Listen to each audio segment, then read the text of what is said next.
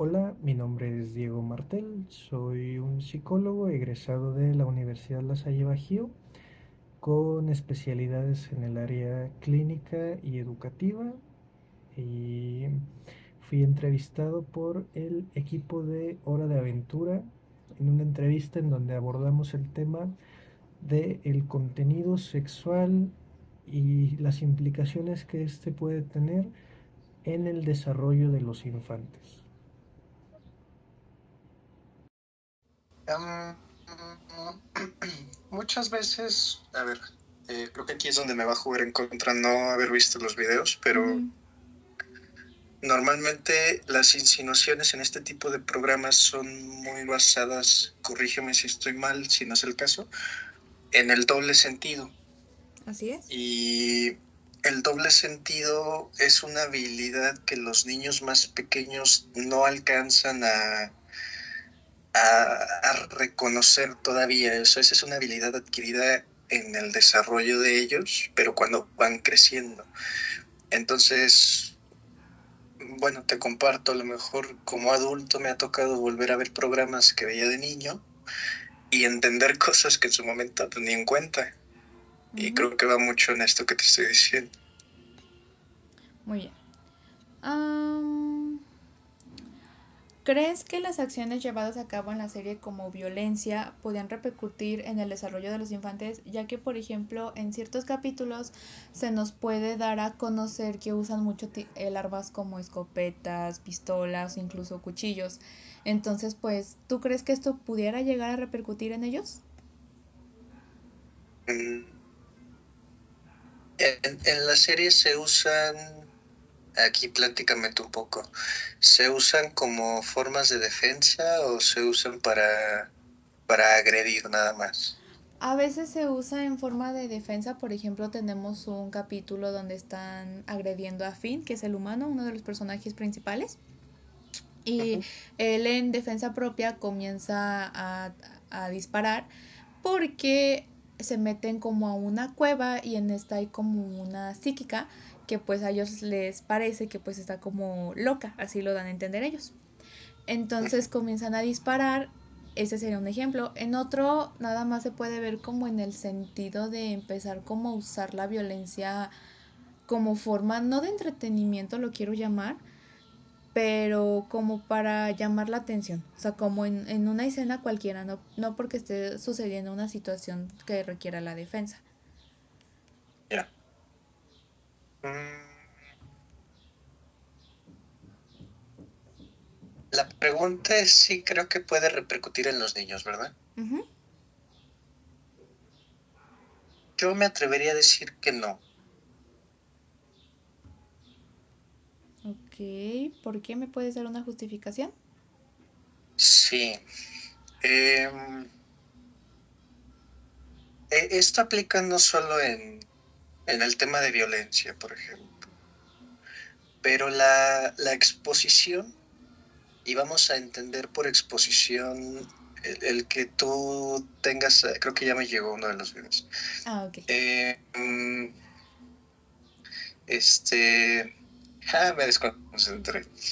Te hablaba de la exposición. Ajá. Este, que tú estés expuesta a algo, sí te vuelve más vulnerable a que eso repercute en ti, pero no viene por default, o sea, no sucede de manera automática. Tú puedes estar expuesta a un entorno en donde puedas ver violencia o puedas ver injusticias, y no significa que eso de manera directa tenga una repercusión a ti.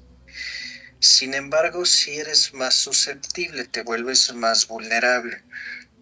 Es más, es raro que no suceda que eso tenga algún impacto en tu desarrollo. Pero cuando hablamos de televisión, por ejemplo, yo otra vez, Sandy, corrígeme si estoy mal con esto que voy a decir, pero tengo entendido que la noción general del programa no es la violencia, no es la agresión, o sea, como que no es su eje central. Ajá.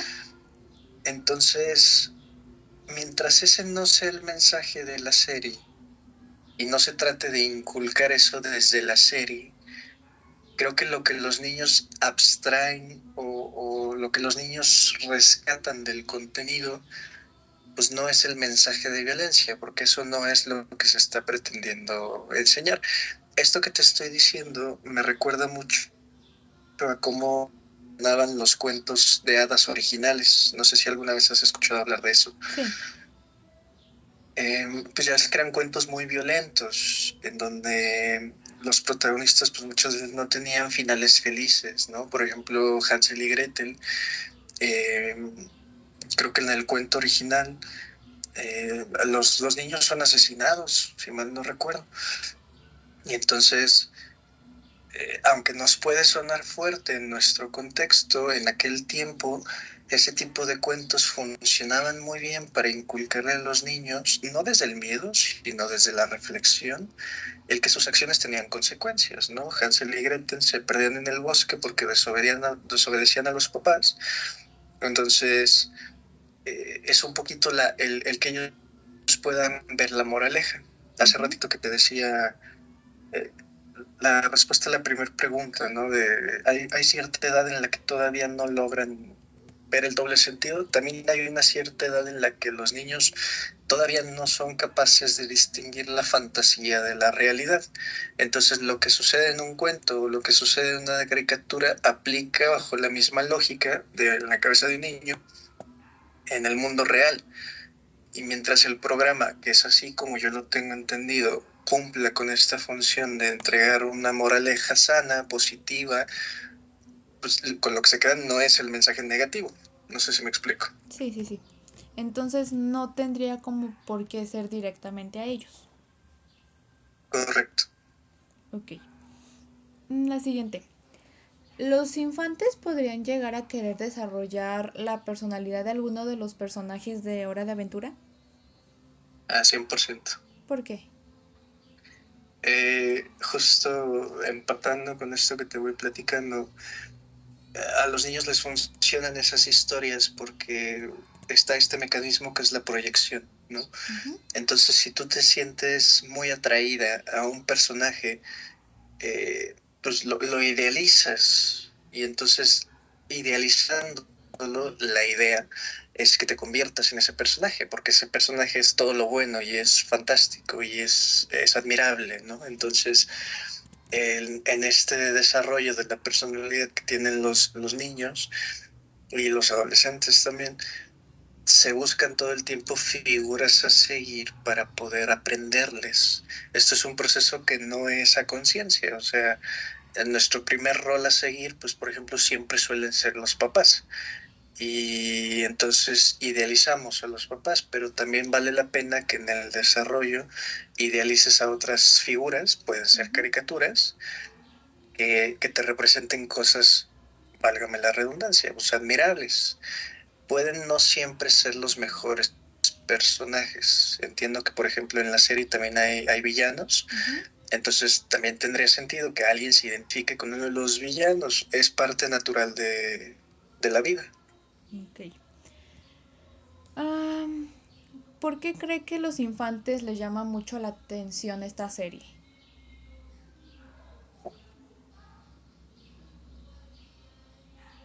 Yo como que tengo la noción de que es una serie muy chusca, así como medio bizarra. Ujú. Entonces entiendo que eso empata mucho con el humor de las generaciones más jóvenes. Um, Como lo random, lo aleatorio, lo espontáneo, como que toda esa parte, entiendo que les resulta muy llamativa. Ok. ¿Cree que los colores llamativos de la serie fueron un factor importante para atraer la atención de los infantes? Uh, Seguramente, porque pues aquí entra toda esta parte de lo neurológico, ¿no? O sea, los colores llamativos atraen a la vista. Ujú. Y cuando tienes paletas de colores que son bien utilizadas, pues retienen más tu atención o cautivan más tus sentidos. Entonces me haría sentido que sea algo estratégico. O sea, tengo entendido que eso lo hacen muchas series animadas. Ok. lo que te comentaba de la clasificación de 13 años, ¿crees que esta serie es apta para un público menor a 13? Mm, ahí sí tendría que ver alguno de los videos que me mandaste. Ok, ¿ya te llegó alguno? Ya me llegaron los dos. Ah, ok, ¿Quieres? sí. Bueno, no sé cuántos eran. Sí, solamente eran dos. Si me podrías hacer favor de verlos. Ahí es, si no mal recuerdo, el capítulo 5 de la temporada 5, que hasta donde mi equipo y yo investigamos, es la temporada donde más se puede apreciar el contenido que algunas hipótesis dicen que tiene el contenido sexual. Si me hicieras favor de poder ver los videos y que ahí ya me puedas dar una opinión acerca de qué piensas. Ok, voy a ver primero el que dice temporada 5, capítulo 5, parte 2. Sí, ¿Es sí, correcto? por favor. Ok.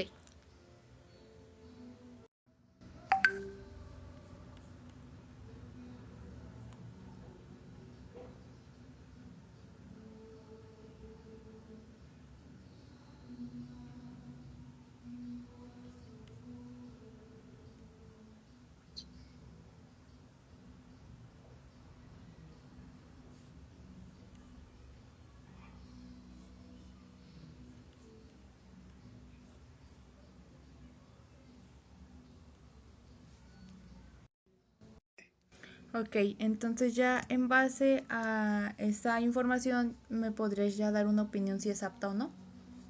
Sí. Yo creo que sí. Por ejemplo, en estos dos, bueno, en este pedacito de capítulo que me toca ver, se puede observar que hay un mensaje de fondo que tiene que ver con la forma en la que te relacionas o la forma en la que te vinculas y el afecto que desarrollas hacia las personas tiene que manejarse con cuidado, ¿no? Y tienes que tener relaciones responsables y tienes que, este concepto que ahorita está muy de moda de la responsabilidad afectiva, lo tienes que tener presente, ¿no? No puedes ir brincando de una persona a otra porque dejas corazoncitos partidos en el camino. Entonces, aunque todo es representado a través de la sátira, del chiste, de la broma, de Finn jugando con los muñequitos, con sus versiones chiquitas, eh, esa es como la moraleja de fondo. Entonces creo que ese es un gran mensaje para un niño. Ok. Entiendo que ahorita es como mm, el pedacito que me toca ver, pero entiendo que toda la serie se maneja más o menos igual. Ujú.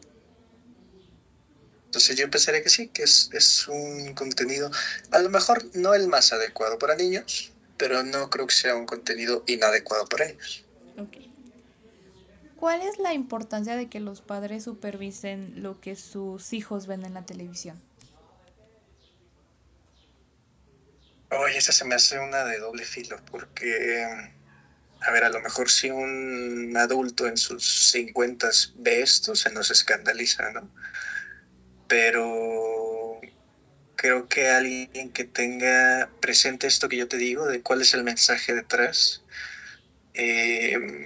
un adulto que sea capaz de hacer un discernimiento, o sea, una separación entre sus ojos de adulto y sus ojos de niño, y que lo pueda ver con los ojos con los que los ve su hijo y que lo pueda ver con esta visión de adulto para sacar el doble mensaje y ver de qué le está sirviendo esto a mi hijo. Creo que hasta esa parte es importante, porque, a ver, es muy difícil que en la televisión de hoy en día salgan al aire contenidos que sean 100% inadecuados para niños, o al menos en horarios infantiles. Ya no Ujú. hablemos de después de ciertas horas de la noche, pero mm, la importancia es esa, ¿no? Como que como padre puedas tener presente para qué le está sirviendo a tu hijo lo que está viendo.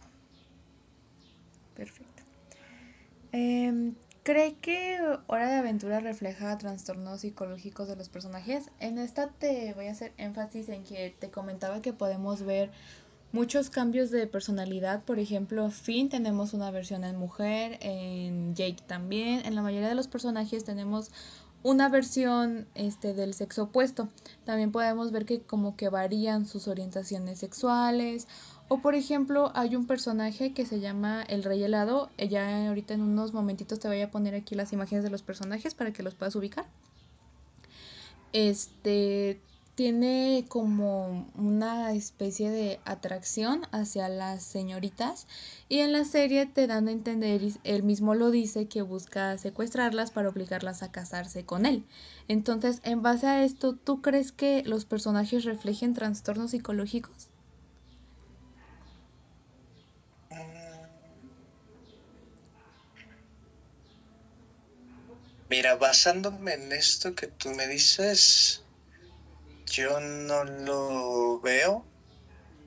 Sin embargo, creo que para darte una respuesta más certera, tendría que conocer más detalles de los personajes, pero estas cositas que tú señalas, yo no las veo como indicadores de algo patológico, de algún como este algún trastorno.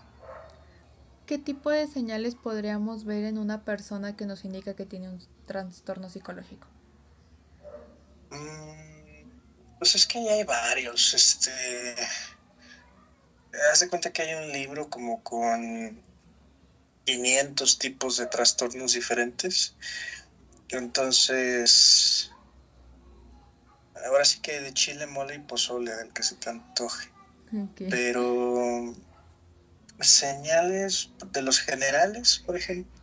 Bueno, a ver, ahí hay una diferencia que se me hace importante señalar.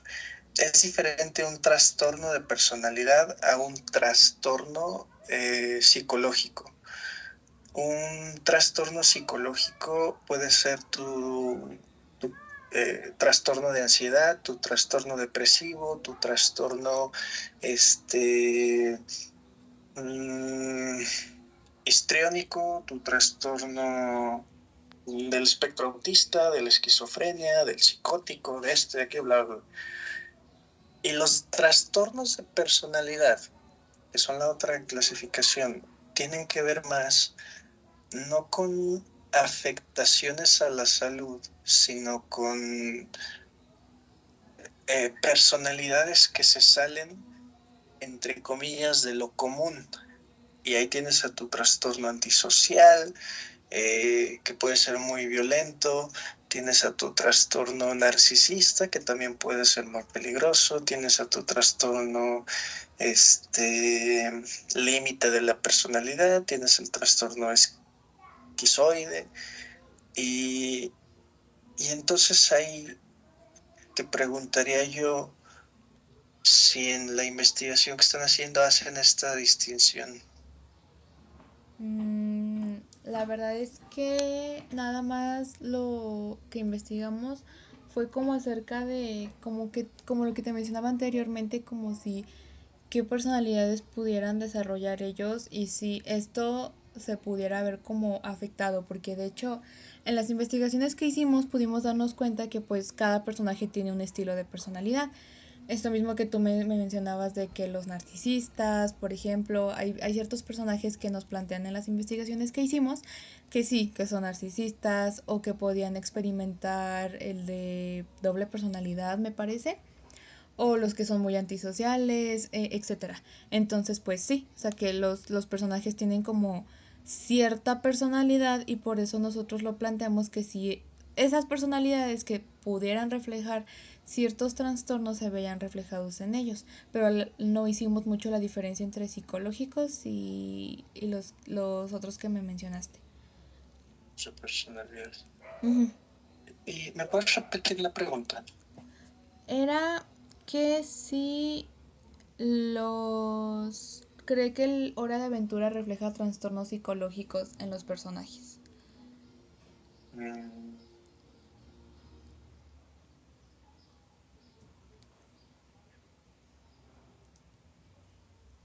Mira, con lo que alcanzo a ver y lo que me estás platicando, voy a decir que a lo mejor trastornos como tal no, pero sí puede ser una represión, sí puede ejemplificar rasgos de personalidades patológicas, vamos a decir. La diferencia entre el trastorno y los rasgos es que para que tú seas diagnosticado con un trastorno tienes que tener, me voy a inventar un ejemplo, 5 de los 6 rasgos que son del criterio diagnóstico. Para diagnosticarte a ti como antisocial, por ejemplo, necesitas cumplir con 6 requisitos. Y a lo mejor tú nada más tienes 4 de los 6. No significa que seas, me voy a escuchar mal, pero no significa que seas una personalidad normal, porque tienes muchos rasgos antisociales, pero significa que no tienes todos para ser considerada una persona 100% antisocial, pero sí tienes una tendencia a serlo. Y creo que Ok, los ok. personajes pueden representar ciertos rasgos de trastornos de personalidad sin llegar a ser la representación completa de uno. Y ahí hay que tener cuidado porque todos tenemos rasgos de personalidad, de trastornos de personalidad, todos. La diferencia entre nosotros y alguien que tiene un diagnóstico es en qué cantidad, cuántos de esos rasgos tenemos acumulados. No sé si me explico. Sí, sí, sí, sí. Y no sé si respondo a la pregunta. Sí, está muy, muy bien, de hecho. Va. La siguiente. ¿Qué recomendaciones tú como psicólogo le puedes dar a los tutores, padres, madres o cuidadores de los niños para que puedan identificar este tipo de rasgos de personalidad que puedan verse afectados por las caricaturas? En medida de lo posible las vean juntos. Y que las platiquen. Como qué opinaste de este episodio, qué te gustó, qué no te gustó. Y que podamos observar sin presionar si existen dudas. O sea, creo que cuando le das a los niños un espacio de confianza para que se te acerquen y te pregunten, ya hiciste la mayor chamba de lo que tienes que hacer como papá. Porque la libertad que eso te da es que si de repente, no sé, de este pedacito de episodio que vimos, ¿no?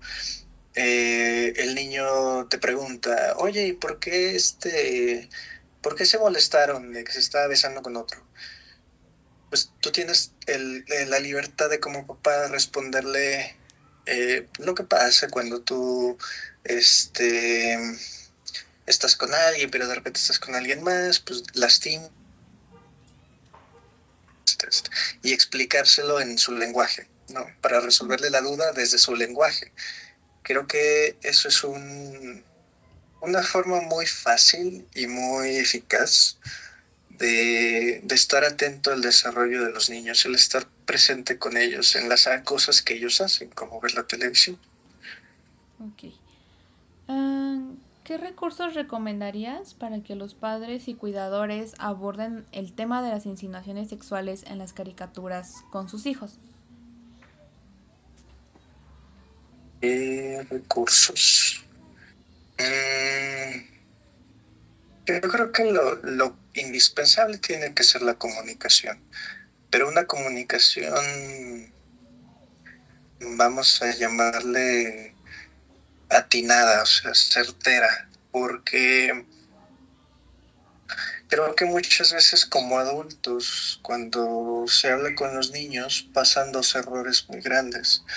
El primero es que se les subestima su capacidad a los niños de entender las cosas, de entender la información. Yo siempre le he dicho, los niños son más listos de lo que los adultos creen. Entonces, tampoco se trata de que les hables en un lenguaje lleno de fantasía, ¿no? Como muchas veces pasa con el tema de la sexualidad, hablárselos cambiando mucho las palabras, ¿no? Y haz de cuenta que si mamá pollito se siente atraída de papá pollito y se juntan y se enamoran y nace un huevito que no sé qué. No, o sea, no hay que hablarles como si fueran tontos, ¿me explico? Sí. Pero sí rebajarlo a su nivel de entendimiento, ¿no?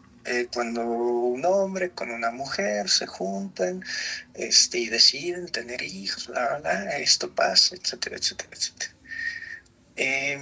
Ese es el primero, como no subestimarlos, o sea, manejar una comunicación como estrategia en donde no los subestimes y también que tú puedas hablar con ellos al nivel de la duda que ellos tienen. ¿A qué me refiero con esto? Em, Muchas veces el niño te puede hacer una pregunta muy sencilla. ¿Por qué pasó esto?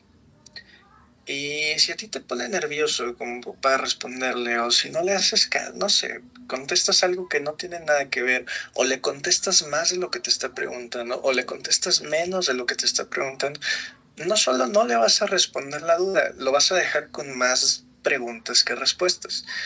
Entonces ahí es como peligrosillo porque me voy a ir a un ejemplo, a lo mejor en otro contexto, pero la intención es poder clarificarlo. Eh, cuando alguien en la familia fallece, por ejemplo, y el niño te pregunta, ¿qué pasó? Y tú como adulto te pones nervioso y le empiezas a decir mil cosas, ¿no? Pues es que estaba muy cansado, estaba muy enfermo, y esto, bla, bla, y tal, pero ya está en un lugar mejor, no te preocupes, bla, bla. Y muchas veces dentro de este tipo de mensajes terminan diciendo cosas como, no te preocupes, la muerte es normal, todos nos vamos a morir, ¿no? O sea, no tienes de qué preocuparte. Y a lo mejor el niño ni siquiera se le había cruzado por la cabeza el tema de la muerte como algo natural. Y entonces, ahora lo que hiciste fue dejar al niño con la idea de que esto que le está doliendo a todos, pues también le va a pasar a él. Pero él ni siquiera te preguntó, oye, ¿es normal que todos se mueran? Él te preguntó qué había pasado y tú te fuiste a extenderte en todo este comentario y le sembraste ideas que no le hacían falta. No sé si me explico. Esto quiere decir que a veces al querer aclarar una duda terminan como saliéndose del contexto de lo que el niño quería saber y puede hacer que él lo interprete de una forma que no era. 100%. Ok. ¿Qué medidas pueden tomar los padres si creen que su hijo ha sido afectado negativamente por insinuaciones sexuales en una caricatura? Tratar de entender qué significa para él lo que está haciendo o lo que está diciendo o lo que está viviendo. Porque hablando de niños, por ejemplo, pues muchas veces no llegan a comprender en su totalidad lo que esas insinuaciones representan. Por ejemplo, no sé, a mí me tocó, por ejemplo, en la primaria, ¿no? Que te agachabas y te hacían los ruiditos estos de besitos. No sé si Oh, todavía se haga. sí. Este, pero a ver, si tú me preguntas en la primaria si yo sabía qué significaba eso, te voy a decir que no. Sé que significaba darle un beso en los genitales, pero no sabía que representaba el acto de una felación o el acto del sexo oral, porque yo no tenía idea, ¿sabes? Ujú. Entonces, si un niño lo está haciendo y a mí como papá me brinca, pues le tengo que preguntar, oye, ¿eso que haces, tú qué crees que significa? Y tratar de explicárselos como, ok, mira, ¿tú crees que significa? No es así. En realidad es otra cosa que los adultos hacen, bla, bla, bla, etcétera, etcétera, etcétera. No tiene nada que ver con lo que tú estás haciendo. No sé si me explico. Sí, sí, está muy bien. O sea, como tratar de clarificar con ellos qué creen que están haciendo y, y si lo están tomando como una forma de vulnerar a otros o de ofender a otros niños o de agredir o de, no sé, que están haciendo un mal uso de eso, pues, hablar con ellos de una forma correcta, como de, oye, a lo mejor tú crees que esto es gracioso o a lo mejor para ti es divertido, pero en realidad lo que estás haciendo es malo y es algo que está mal, que es incorrecto, que esto, que aquello, bla, bla, por tal y tal razón, pero siempre tratando de esa conversación con ellos. Ok. ¿Cómo pueden los medios de comunicación y plataformas de streaming contribuir a un entorno más seguro para los niños con este tipo de contenido?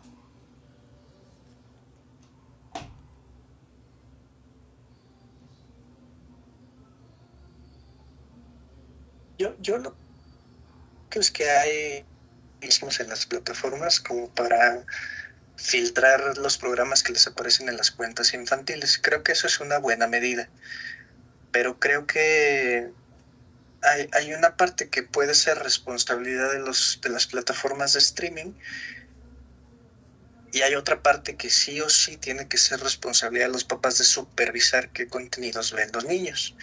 Entonces, dicho así, mientras la plataforma tenga sus filtros bien hechos, como lo están haciendo la mayoría de plataformas, de que le das en cuenta kids y te aparecen puros programas infantiles, eh, pues la plataforma está cumpliendo con su propósito.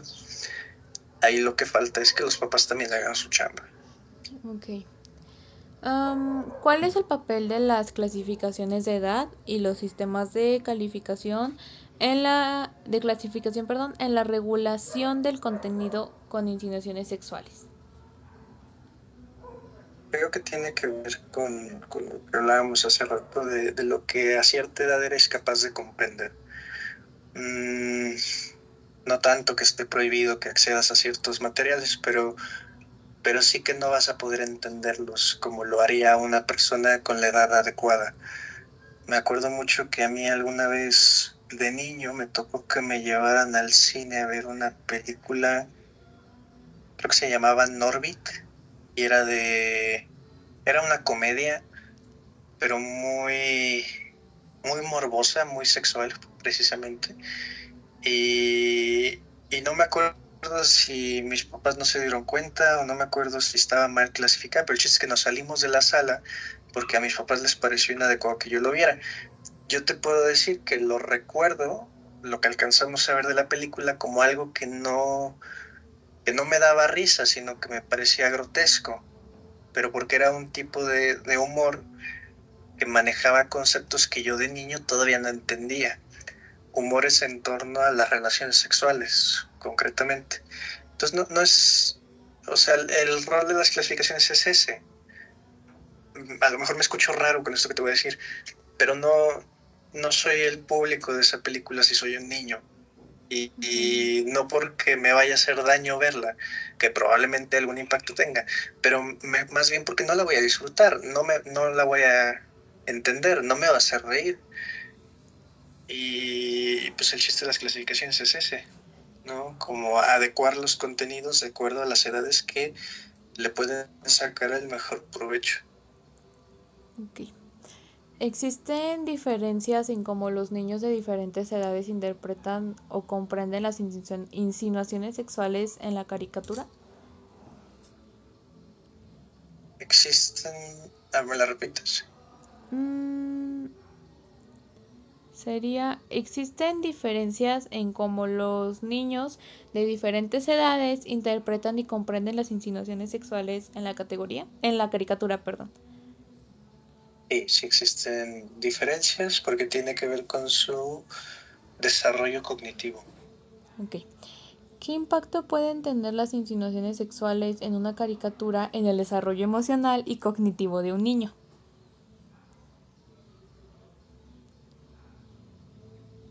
Ahí te voy a dar la típica respuesta de psicólogo, que depende, porque si el entorno del niño fuera de la caricatura, en su casa, en su familia, en su escuela, está, eh, vamos a decir, hipersexualizado, el que él tenga acceso a una caricatura que también hipersexualice las cosas, mmm, y no tenga un mensaje positivo de fondo, creo que pues se va a sumar como uno de los elementos que le van a afectar en su desarrollo, ¿no? Pero no es por la caricatura, sino porque todo su entorno está metido en eso. Diferente a que si el niño tiene un entorno sano, en donde familia, escuela y casa está bien, y tiene acceso a una caricatura donde hay mensajes que no son los mensajes sexuales que no son los más prudentes, vamos a decir, eh, pues a lo mejor no le va a impactar porque pues es nada más un pedacito de su vida, ¿sabes? No es lo que lo rodea. Entonces, yo, yo diría ahí que el impacto que tenga depende del entorno en el que ese niño está creciendo. Okay. ¿A qué edad las funciones cognitivas de las personas llegan a la madurez suficiente para interpretar estos contenidos? Mm, yo te diría que a partir de la adolescencia media, que podríamos a lo mejor clasificar alrededor de los 15 a 17 años más o menos, ya hay una consolidación de la madurez suficiente como para poder entender la responsabilidad sexual, pero que desde edades más tempranas se puede ir sensibilizando y te lo pueden ir entendiendo. O sea, desde que los niños entran a la secundaria, se les puede ir trabajando ese tema. ¿Lo aprendido por estos contenidos afecta en sus relaciones interpersonales en su vida posterior?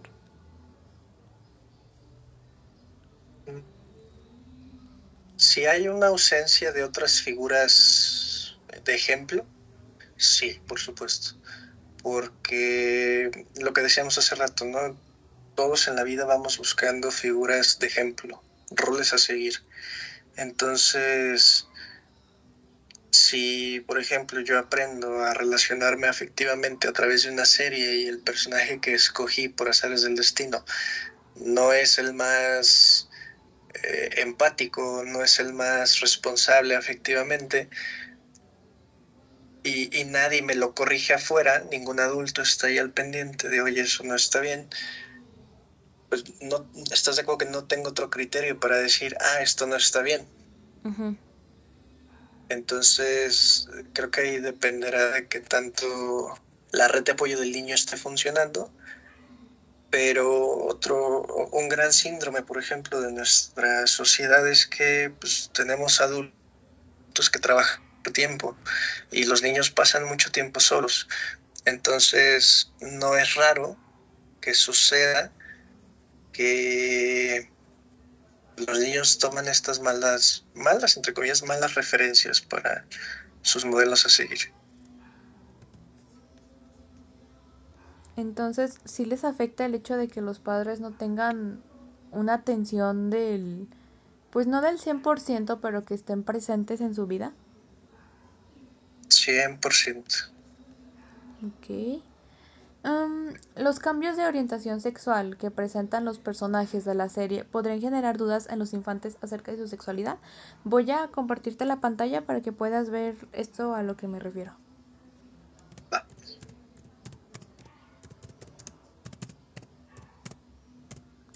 Mm,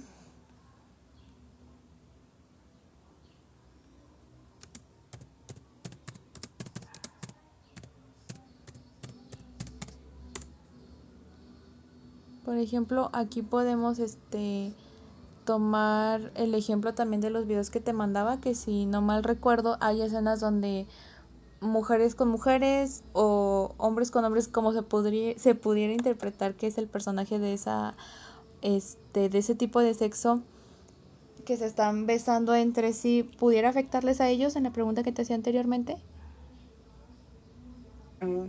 Yo siento que no, pero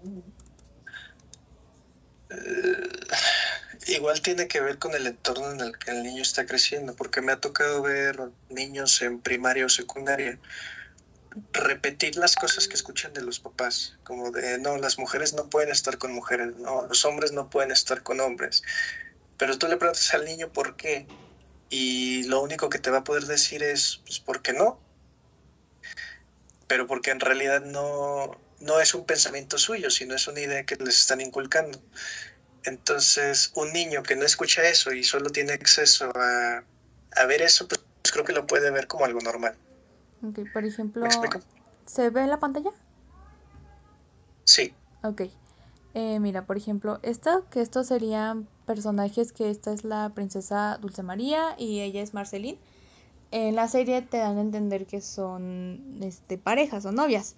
Pero hay ciertas escenas también donde ambas se sienten atraídas por otro individuo de la serie. Entonces, estos cambios en los que los niños pudieran decir, ay, ¿por qué le gustó primero él y luego le gustó ella? ¿Los podrían como confundir? Mm, yo pensaría, basándome en la respuesta que te da, que no. Mientras en casa no haya inculcado una idea radical contraria. Ok. ¿La constante exposición a este contenido podría causar cambios en el comportamiento de un niño?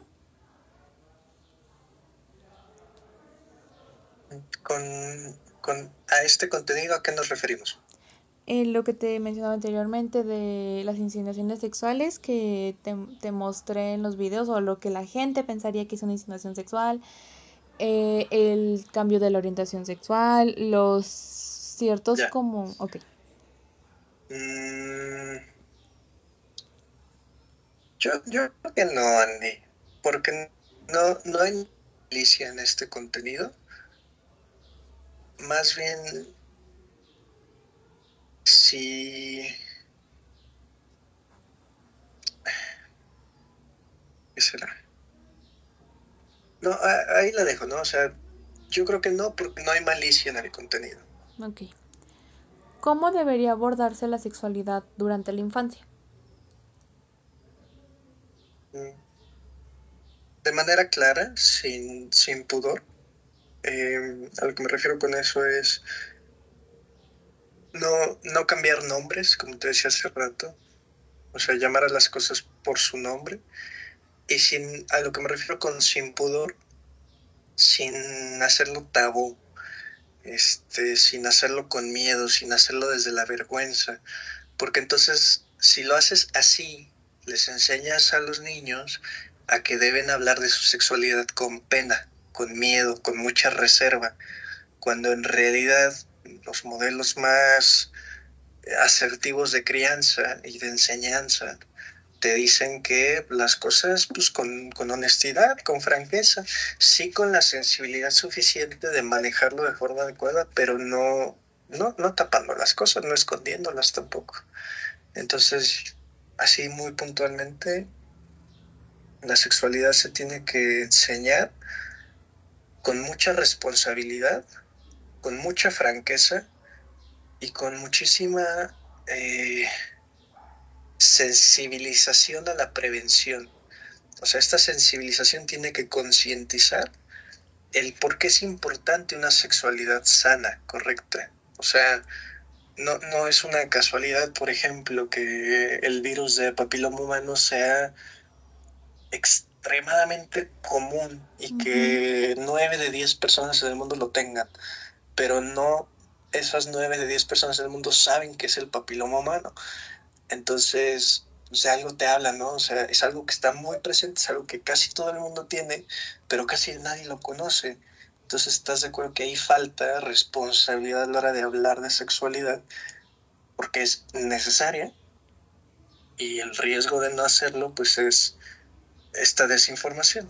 No sé si respondo. Sí, o sea que esto podría como el obligarlos o enseñarles que pues hablar de su sexualidad tiene que ser como con vergüenza, podría repercutir en esas futuras consecuencias de todas las enfermedades de transmisión sexual o los embarazos no deseados, como esta desinformación les puede repercutir en consecuencias negativas. Correcto. Ok. La exposición al lenguaje vulgar utilizado en la caricatura, ¿cómo repercute en el comportamiento de los niños a la hora de convivir con otros infantes? Te daré unos ejemplos. Por ejemplo, hay ciertas escenas donde se refieren a otras personas con palabras como muy denigrantes. O por ejemplo, también hacen énfasis a el contenido sexual de... Yo recuerdo que en los episodios que te envié, no recuerdo si fue en esa parte específicamente, pero Finn, el humano, en una parte sí dice, recuerdo bien, yo me siento demasiado cachondo, Jake. ¿Qué debo hacer? Entonces, pues ahí, como que tendría yo lo considero como, a lo mejor no lenguaje vulgar, pero a lo mejor sí algo que no puede entender un niño y que, como tú me comentabas hace un momento, podría como interpretarse de otra forma si un adulto se lo explica de una forma que no es. Entonces, a eso vuelvo con el lenguaje vulgar, cómo afecta a su entorno con otros niños. Mm, Mira, creo que esto entra en lo que platicábamos también hace rato cuando te decía que preguntarles qué significa lo que están diciendo, lo que están haciendo. Porque, creo que muchas veces, no sé, te voy a platicar de los casos. He trabajado en una escuela, entonces algo que se puede observar ahí de repente con los niños es que llegan diciendo cosas que escuchan en otro lado y los compañeritos como que se medio asustan, ¿no? Dicen que eso qué es o qué estás diciendo y hasta se alarman, ¿no? Entonces, sí puede repercutir porque si hablamos de lo que hablábamos hace rato, de cómo se pueden identificar con ciertos personajes y los pueden admirar y pueden empezar a ser como ellos, pues empezarán a hablar como ellos, pero a lo mejor no entienden de qué están hablando o qué palabras usan. Entonces ahí, pues, nuevamente es cuidar que el niño esté entendiendo qué está diciendo, porque, pues, o sea, podrá decir el niño que está cachondo, pero a lo mejor no entiende qué te está diciendo con eso. Ujú. ¿Me explico? Sí. Am, ¿Cuáles son los factores principales por los que un niño consume contenido no apto para su edad? La falta de supervisión y la falta de sensibilización. Am, Muchas veces nuestros papás creyeron que la forma de que no viéramos contenidos inadecuados era a través de prohibirnos contenidos inadecuados. Sin embargo, la prohibición no es un método efectivo de enseñanza, porque estás de acuerdo que hay mil formas de acceder a esos contenidos. Si en Ujú. casa no me dejan verlo, pues yo tengo más accesos que en casa. La escuela, los amigos, la calle, etcétera, ¿no? Y, y entonces esto lo que ocasiona es que otra vez se trate con morbo algo que se tiene que hablar de forma natural. Y a lo que yo me refiero con sensibilizar en lugar de prohibir es a lo que se tendría que hacer es enseñarles por qué ciertas cosas no son adecuadas para ellos a su edad.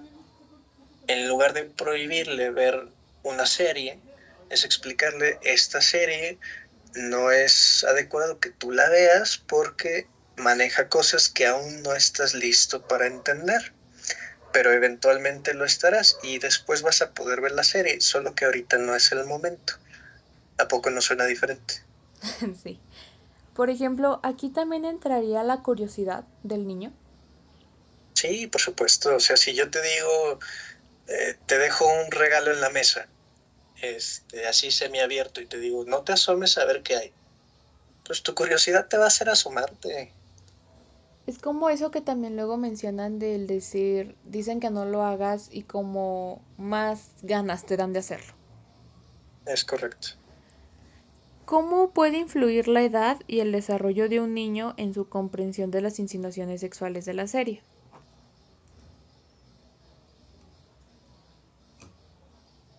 ¿Me repites la primera parte nada más? ¿Cómo puede influir la edad y el desarrollo de un niño en su comprensión de las insinuaciones sexuales en la serie? ¿Cómo puede la edad? Siento que eso tiene que ver con un par de las preguntas que hiciste anteriormente y creo que otra vez tiene que ver con el nivel de desarrollo cognitivo que tenga. Okay. ¿Qué contenidos recomendarías que los infantes menores de 13 años consumieran?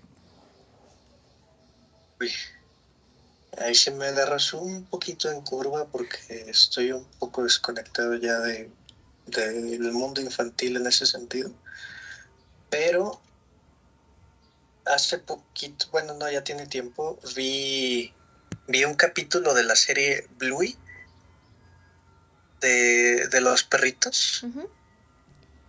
y se me hizo una cosa fantástica. Creo que esa es una gran serie para que los niños vean. Me parece que tiene un excelente mensaje de crianza positiva y, y sí, o sea, eso es algo que me atrevería a recomendar al 100%, esa serie. Ok. De ahí en fuera, para menores de 13 no se me ocurre, pero para mayores de 13 hay una en Netflix que se llama Big Mouth, que es una serie que habla todo sobre la sexualidad adolescente a través de una caricatura. Y esa creo que es muy buena, pero para adolescentes. Ok. ¿Recomendaría el uso de alguna herramienta didáctica para el entretenimiento de los menores en vez de la tecnología?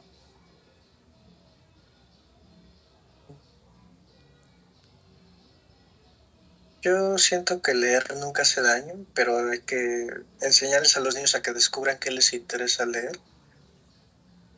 Y de forma didáctica creo que siempre es necesaria una forma de expresión artística, ya sea el canto, la escritura, el baile, el deporte, lo que quieras, pero que puedas tener una herramienta además de la comunicación para poder externalizar tu mundo interno. Entonces, pues también eso, ¿no? Como ayudarlos a encontrar qué talento les gustaría desarrollar. Ok. ¿Qué factores pueden contribuir a que los niños malinterpreten o normalicen las insinuaciones sexuales en una serie?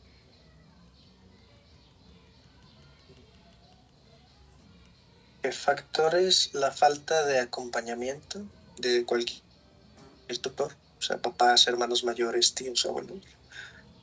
Este, y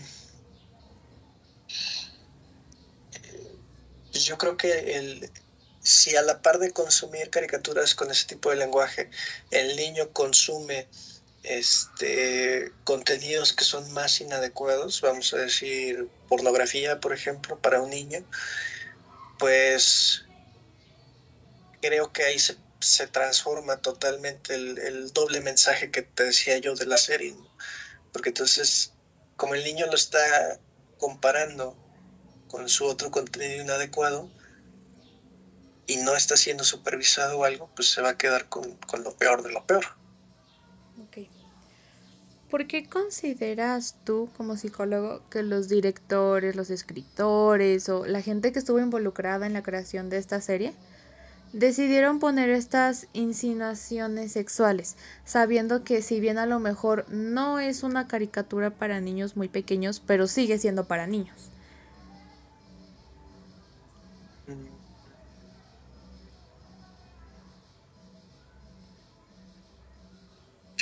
yo creo que la intención es hablar de las cosas que se tienen que hablar.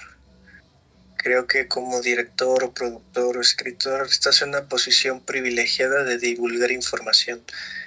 Y qué mejor si la información que puedes divulgar es aquello a lo que tú no tuviste acceso cuando estabas creciendo, ¿no? Por ejemplo, estos temas de una sexualidad fluida o de todo el tema del género y todo el tema de la hipersexualización y demás, que son cosas necesarias porque forman parte de nuestro mundo, pero que no siempre son habladas. Entonces creo que creo, porque no sé, que nace desde la mejor intención de divulgar información adecuada. En relación con la pregunta anterior, ¿entra en relación algún patrón de comportamiento del ser humano? Qué interesante. Pues yo pensaría que sí, porque mucho del comportamiento social está basado en replicar cosas que a nosotros nos sirvieron en su momento. Entonces, mmm, quisiera yo pensar que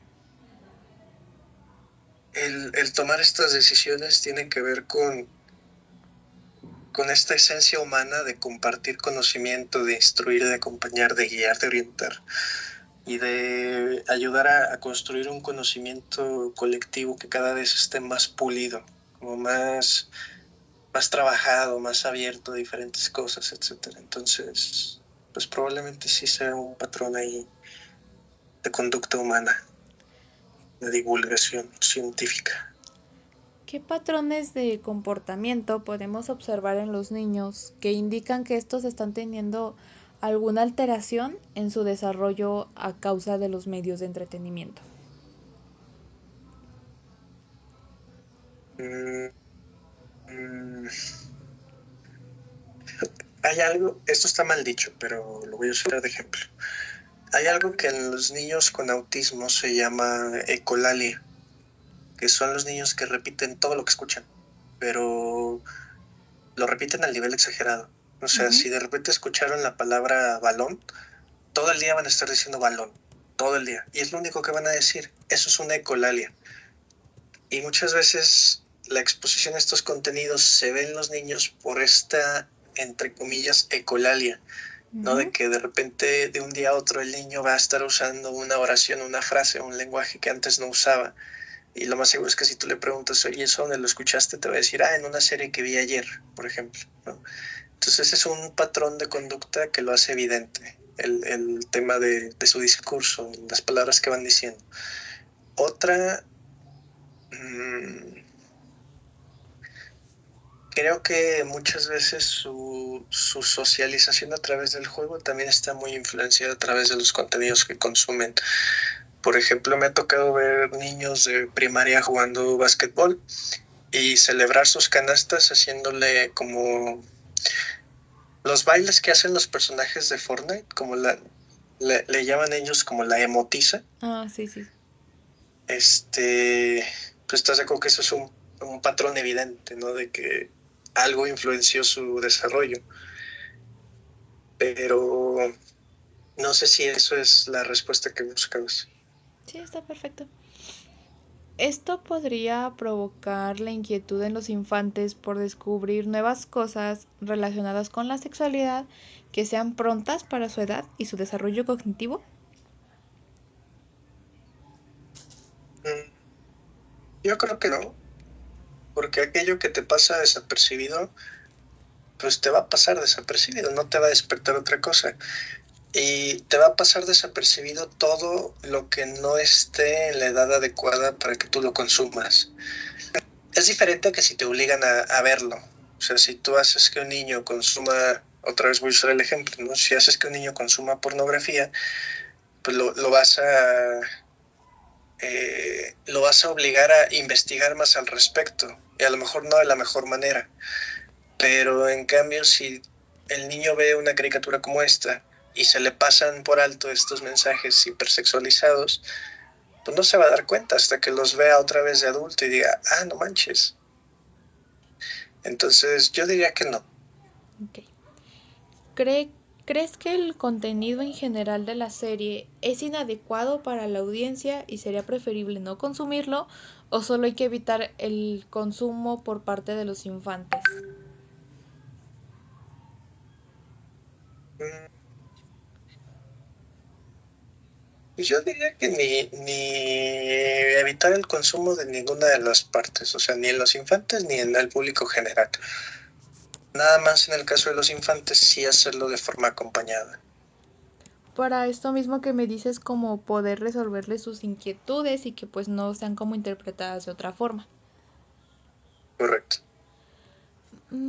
Cuando los infantes crezcan al convertirse en adultos, ¿serán capaces de reconocer todas las insinuaciones sexuales y cuestionar cómo repercutió en ellos? No, para nada. O sea, difícilmente te vas a acordar de... Regreso otra vez a esta parte, ¿no? Si no te diste cuenta, pues no lo guardaste, no lo registraste, no va a formar parte de ti. Entonces no vas a llegar a cierta edad adulta y vas a decir, ya entendí.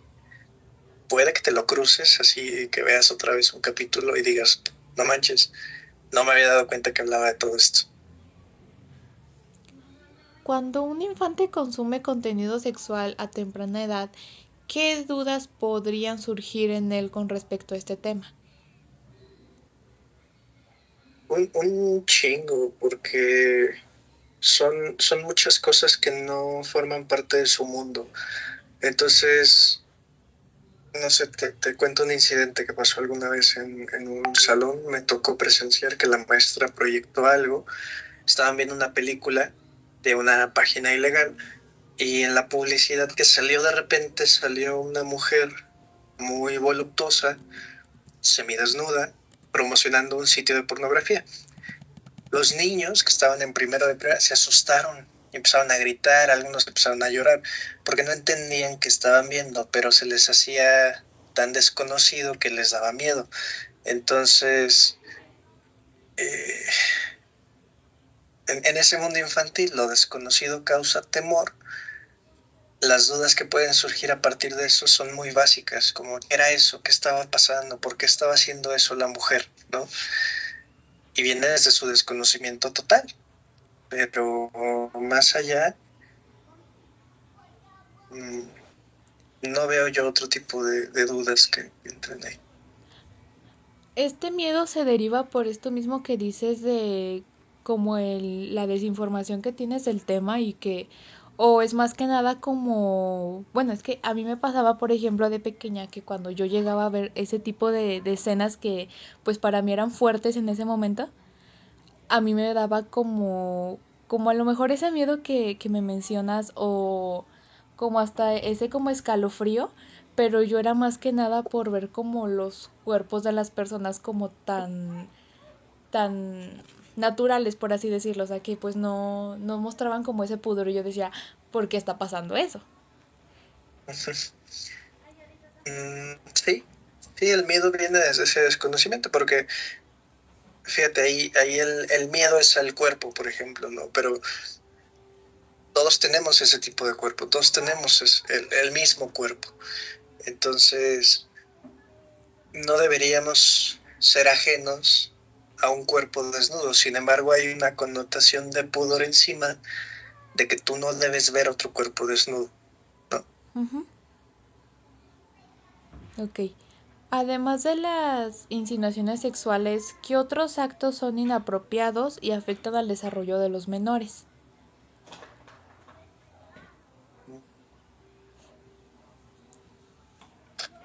Todo lo que tenga que ver con violencia, de diferentes tipos. Violencia y no agresiones, ahí hay que marcar esa diferencia. Pero también hay, creo que el consumo de sustancias, por ejemplo, es algo irresponsable. ¿Qué otro será?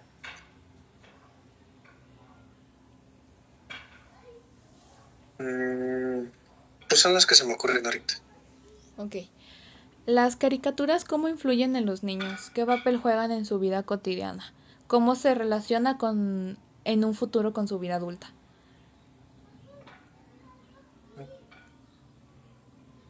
Juegan un papel importante por esta parte de la proyección que te platicaba al inicio. Forman parte de su núcleo de desarrollo.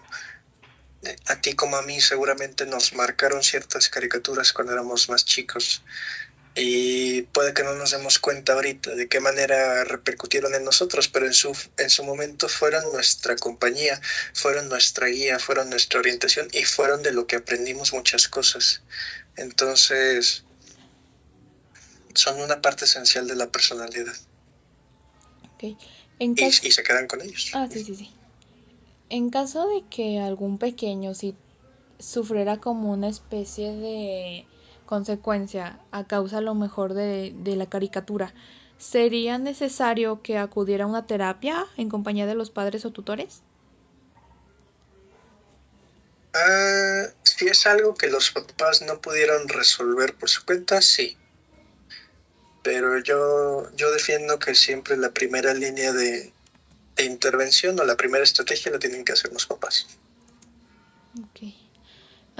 ¿Qué cosas podrían hacer los creadores de la serie para cambiar esto? O sea, por ejemplo, si no sé si te ha tocado ver que a veces reciben ciertas caricaturas muchas críticas por el contenido, que era inadecuado. Por ejemplo, por poner un ejemplo, cuando se estrenó La Sirenita, el live action, Uh-huh. yo recuerdo que hubo muchas críticas acerca del color de piel de la actriz, de que no se parecía pues a Ariel, etcétera. Entonces, por ejemplo, en este caso, que los creadores empezaron a adquirir quejas acerca de su contenido, ellos ¿qué estrategias pudieran utilizar para que estos contenidos se volvieran como más livianos para los infantes? Mm, híjole, mira, lo que pienso ahorita es en algún tipo de comunicado o aclaración de manera previa o en los mismos capítulos, donde, a ver, me lo imaginé de esta forma. antes de que empiece el capítulo, sale el creador, ¿no? Diciéndote un mensaje a ti directamente, como rompiendo mucho esta cuarta pared y haciendo la aclaración de todo lo que estás a punto de ver es una caricatura y es parte de un mundo de fantasía y lo que sucede aquí no es igual en la vida real, ¿no? Tómalo con discreción, ¿no? Tómalo con precaución, no sé, algo así. Siento que eso es una buena forma, un tanto innecesaria porque, insisto, creo que los niños pues, no son los afectados, sino los adultos y esta crítica, esta prensa que tú mencionas. Y ahí creo que no hay forma nunca de tenerlos a todos contentos. ¿Crees que esta serie tenga algún cambio positivo en los infantes?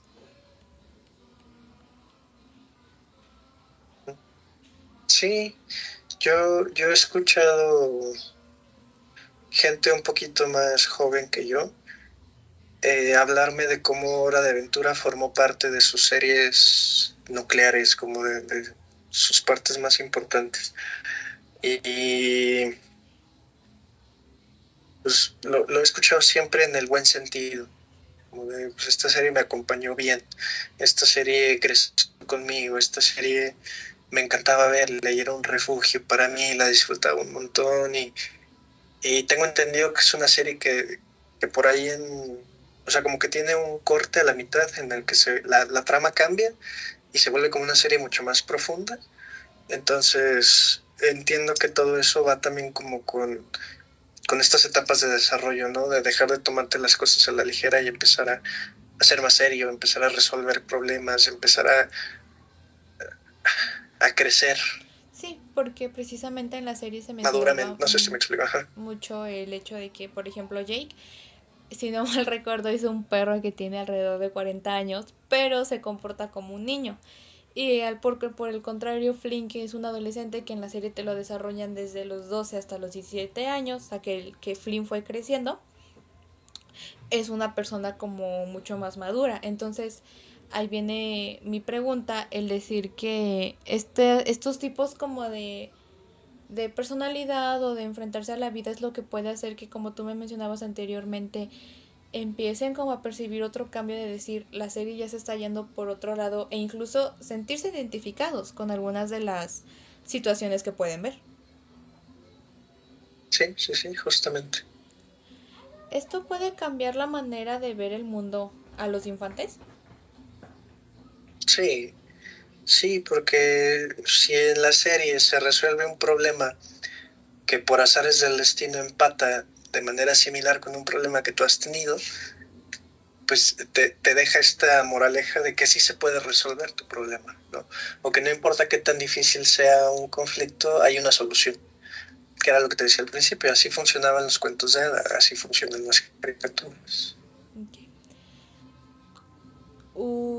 ¿Crees que los creadores pensaron en los problemas que esta serie traería con ella, hablando específicamente de la parte de los padres, que a lo mejor como tú dices, ellos al pensar ya con su desarrollo cognitivo completo, que no es adecuado, y los niños al pensar que pues no tienen idea de lo que está sucediendo, no le ven malicia a la serie, ¿crees que pensaron en ambas partes? Seguramente, porque los creadores tienen que trabajar con los productores, por ejemplo, y el productor se tiene que encargar de que el contenido que se está creando sea bien recibido. Y ahí tiene que ver toda esta parte que tú mencionas, justamente. Bueno, ya vamos por la última pregunta. Ujú, Para esta te voy a pasar también otras imágenes que tenía por aquí guardadas. ujú. Y pues me gustaría que me la contestaras en base a tu experiencia con Hora de Aventura, sea poca o mucha, en las preguntas que yo te hice, en lo que tú me mencionabas que has escuchado como de las personas acerca de pues Ok, esta caricatura. A ver, vamos a ver.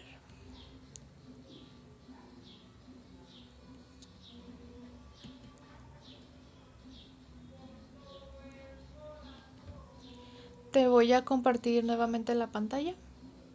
ok, Mm,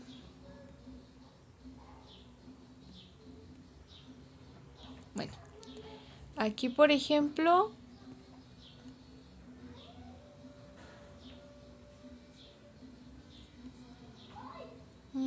aquí estamos viendo morbo y grosería en la serie, que son, por ejemplo, estas partes que yo a ti te preguntaba acerca si crees que son como necesarias o que un infante podría como llegar a relacionar. De hecho, hay capítulos donde se muestran personajes donde su cabeza del personaje pues tiene como forma, haciendo referencia pues a la parte íntima de las personas, ¿no? Que en este caso podría ser como los glúteos.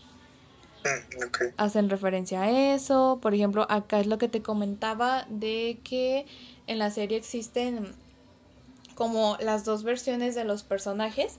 Y, por ejemplo, a mí me tocó ver un capítulo en estos días que hice mi investigación acerca de la chica, que sería la versión femenina de Finn. Ujú. Empieza a ser como acosada por la versión masculina de la novia de Finn. Ok. Se invierten aquí, por ejemplo, también los papeles. O acá, este tipo como de escenas que pues en lo personal a mí sí me parecieron como un poco grotescas. Y creo que esta ya te la mostré, sí. Y ya para finalizar, esta de... Ah, no, esta ya te la mostré.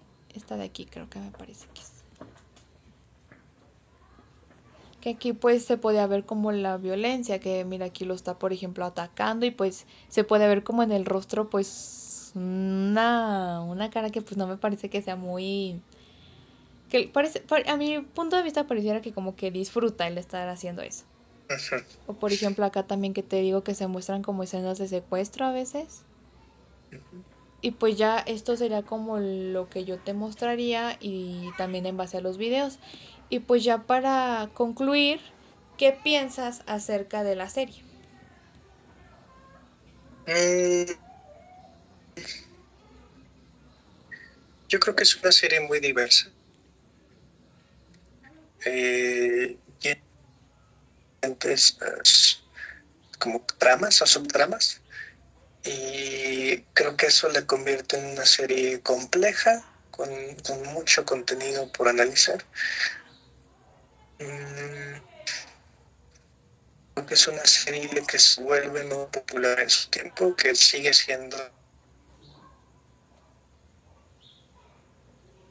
y que creo formó parte de este grupo de series como del 2010 adelante que llegaron como a revivir mucho el mundo de las caricaturas, porque sé que esta serie pues es contemporánea como a Regular Show, por ejemplo, o a Gravity Falls, que en su momento fueron grandes series que vinieron como a refrescar el concepto de la caricatura y a enseñar que una serie podía ser compleja en su trama y que podía contar una historia profunda sin dejar de ser divertida, sin dejar de ser chusca. Entonces, pues yo opino que es una serie muy importante. Ok. Y pues ya como una subpregunta, ya analizando todo esto, las preguntas, un poco del contenido, ¿consideras que es apta para niños? Mm,